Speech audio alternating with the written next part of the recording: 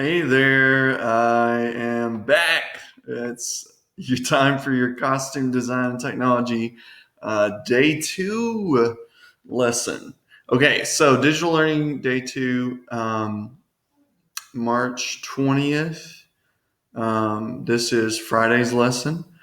We've already kind of started. You saw that I gave you the character analysis form, which you should have went through, and you really talked about. Let's see, you talked about human, like whether or not your character is human, an animal, or a spirit.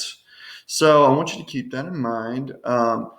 Specifically with wolf. Now, if you went through and you did this character analysis like you were supposed to for last class, you'll see that he's the only animal, of course, in the cast of this show.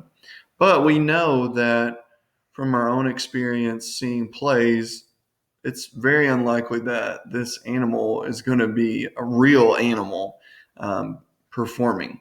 So, this actor is a human portraying a wolf. And how do we do that? What kinds of ideas can we generate about costumes, and how we can use either we take one of two approaches. We try to make him realistically look like a wolf, which is probably going to be hard to do, but you could do that through using fur or texture in your drawing, or like a wolf's head on top of his, or you can do a more stylized interpretation where the clothing he's wearing is recognizable as human clothing, but it is indicative of or gives a hint towards the fact that he is a wolf.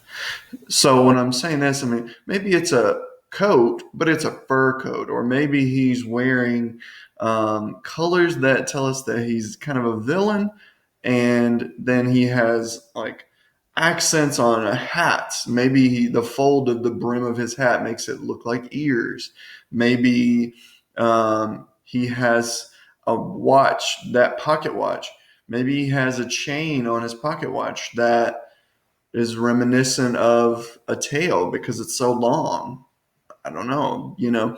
How do you take the idea of a wolf and make it something more than just he's in a fur suit? Being more creative, and that's the mark of a really great costume designer, is where you can take an idea that is on its surface very simple and straightforward and make it more complex and more visually interesting. So if the wolf is just like a human that feels like a wolf, and maybe he does have like a heightened makeup and things like that, that could be more interesting.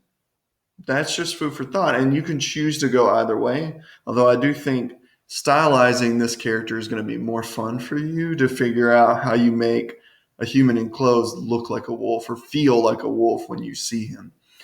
Okay, so that's something I wanted to point out. Just also keep in mind the classes of these people, like how are they in comparison to one another? Is one of them wealthy and then the others are impoverished, or like how do those differentiations between class and income level show us differences between their, like how does that appear in their clothing? Like, if for instance, if grandmother is really well off, but she's an older lady, but maybe she has a lot more money than mother and little red. So think about that in the way that they look, and what does that mean texture wise, the condition of their clothes, what does it mean for the intensity of the color of their clothing, and those sorts of things. All right.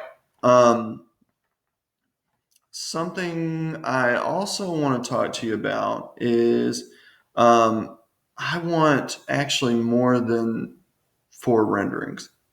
Um, I want, I'm going to make an adjustment to the lesson, and you'll see. I'm going to ask for one rendering for mother, one rendering for little red, and then I want the wolf, and I want the wolf in grandmother's clothes.